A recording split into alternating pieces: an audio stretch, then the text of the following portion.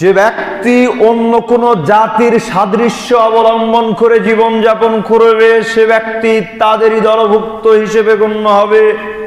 আপনি মুসলিম জাতি, আপনাকে মানুষ অনুসরণ করবে, আপনি কি করে অন্যের অনুসরণ করতে পারেন?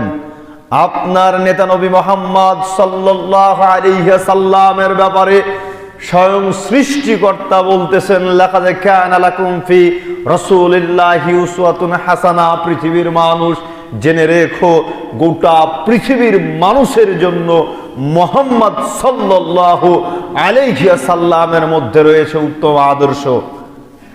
তাহলে উত্তম আদর্শ আছে মুহাম্মদ সাল্লাল্লাহু আলাইহি সাল্লামের মধ্যে, আমরা তাকে ব্যতীত অন্যকে কি করে অনুসরণ করি?